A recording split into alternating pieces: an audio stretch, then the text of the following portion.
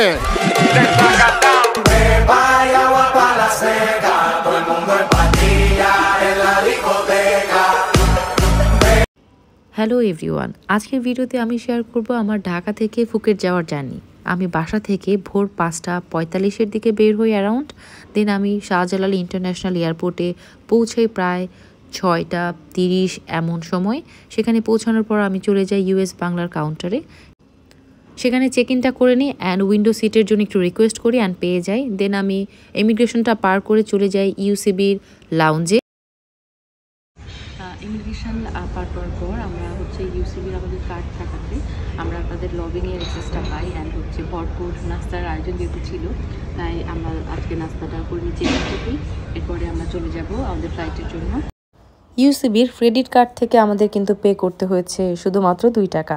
এখানে ছিল প্রথমেই দেখেছি সসেস অ্যান্ড ভেজিটেবল ছিল, পাশেই কিন্তু এগ ছিল বয়েল করা, যেগুলো they have arrange lots of item. তারা কিন্তু এখানে রুটি থেকে শুরু করে বা পরোটা থেকে শুরু করে বিফ ভুনা অথবা ইংলিশ ব্রেকফাস্টের মধ্যেও যদি থাকে ডোনাট অথবা ক্রোসেন্ট, এগুলোও ছিল, ফ্রুটস ছিল, ভেজিটেবল ছিল, খিচুড়ি ছিল।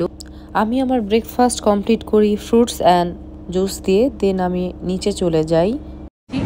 9A আমাদের গেট না, 9A-তে যাচ্ছি ট্রান্সপোর্ট দিয়ে। আমরা এখন যাচ্ছি ইউএস বাংলার এয়ারক্রাফটে। তো আমার ফার্স্ট ইন্টারন্যাশনাল ট্রিপ, তাও আবার থাইল্যান্ড। সো আমি খুবই এক্সাইটেড ছিলাম। তাও গিয়েছি এয়ারক্রাফটে, বসে পড়েছি।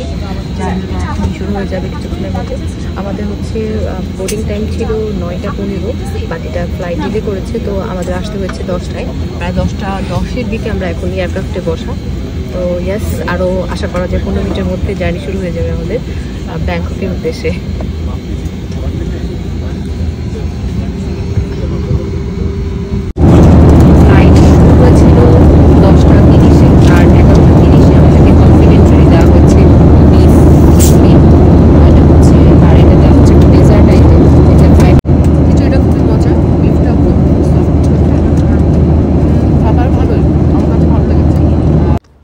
লাঞ্চ শেষ করে তৃপ্তি নিয়ে বাইরের দিকে দেখছিলাম পুরো ভিশনটা, আর দেখতে দেখতেই প্রায় চলে এসেছিলাম সুবর্ণভূমি এয়ারপোর্টের দিকে।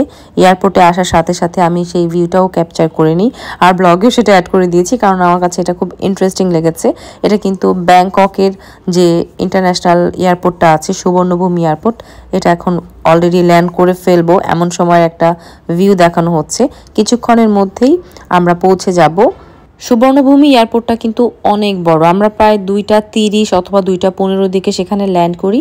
সেখানে ল্যান্ড করার পরে কিন্তু সিম কেনার জন্য যে বক্সগুলো থাকে সেগুলো ছিল, বাট সেখান থেকে আমরা সিম বাই করিনি, কারণ সেখানে অনেক প্রাইস ছিল সিমের।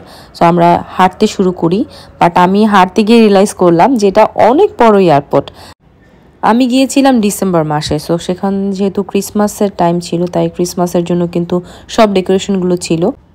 পরবর্তী ডোমেস্টিক ফ্লাইট আমার কিন্তু 7:30-এ, তাই আমাকে চলে আসতে হয় টপ ফ্লোরে। সেখানে এসে আমি চেক ইন করে নিই। আমার এয়ার এশিয়ার টিকিট ছিল 7:30-এর। সো চেক ইন শেষে আমি চলে যাই 7-Eleven-এ।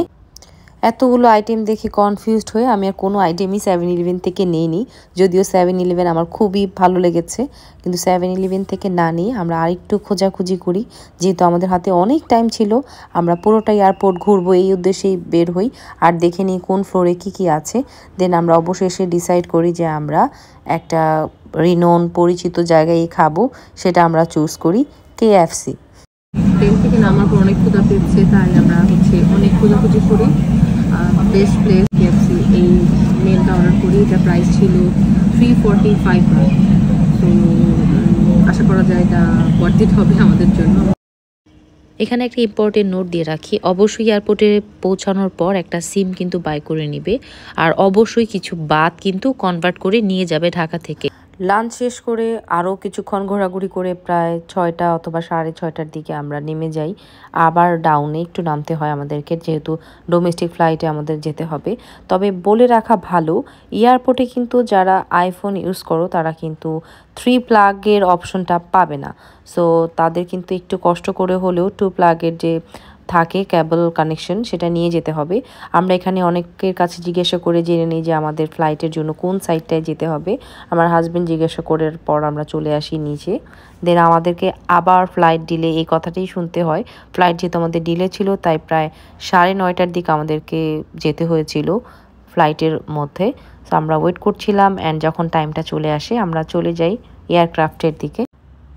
কিছু কিছু ইম্পর্টেন্ট ইনফরমেশন আমি একটু দিয়ে রাখি। আমরা যখন সুবর্ণভূমি এয়ারপোর্টে পৌঁছাই, আমাদের কিন্তু আর একটা ইমিগ্রেশন পার করতে হয়েছিল।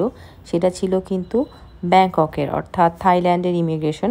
সেখানে কিন্তু তারা অনেক পেপারস দেখতে চায়, যেমন আমরা কবে ব্যাক করব সেটার টিকিট দেখতে চায়, সেটা একটা কপি নিয়ে যেতে হবে। তাছাড়া দেখতে চায় কোন হোটেলে আমরা বুক করেছি, কবে আমরা ব্যাক করব। এই ধরনের বিষয়গুলো যেগুলো বাংলাদেশ থেকে আমরা অলরেডি বুক করে ফেলি এবং কনফার্ম থাকি, এগুলো একটু রিমাইন্ড করে যাওয়াটা বেটার, মনে রাখা যে আমরা এত তারিখে ব্যাক করব এবং এই হোটেলে উঠব। এবং পেপারগুলো তারা সরাসরি দেখতেও যেহেতু চায়, তাই তাদেরকে কিন্তু শো করতে হয়। প্রায় 45 মিনিট অ্যারাউন্ড আমাদের একটা জার্নি ছিল। জার্নিটা শেষ করে আমাদেরকে আবার একটা ছোট্ট ট্রান্সপোর্ট তারাই এয়ারক্রাফট থেকে নামার পর দিয়ে দেয়, অ্যান্ড আমরা সেখান থেকে এয়ারপোর্ট থেকে বের হই। সরাসরি বের হয়ে আমরা পাবলিক ট্রান্সপোর্টের জন্য একটা বাস কাউন্টার আছে, এয়ারপোর্ট থেকে নামার পর সোজা দিকে আসলেই কিন্তু এই পাবলিক ট্রান্সপোর্টটা ফুকেটের স্মার্ট বাস সার্ভিস সব জায়গায় নামিয়ে দিবে, বাট 100 বাত নেবে। এটা হোল ডের জন্য বুক করা যায়, স্মার্ট কার্ড নিতে হয়। আর তাছাড়া সিঙ্গেল ট্রিপের জন্য 100 বাত। সো আমরা পৌঁছে যাই অবশেষে আমাদের ডেস্টিনেশনে। সেটা ছিল আমাদের পাতংবুড়ি রিসর্ট। ডিসেম্বর মাসে যেহেতু আমি ট্যুরটা দিয়েছি, তখন কিন্তু একটু কোয়াইট এক্সপেন্সিভ ছিল। পাতংবুড়ির প্রাইস ছিল পার ডে আমার 1200 বাত করে। প্রথমে দেখিয়েছি ওয়াশরুম অ্যান্ড একটা রুম ছিল। এই হচ্ছে পুরো রুমের ভিউ।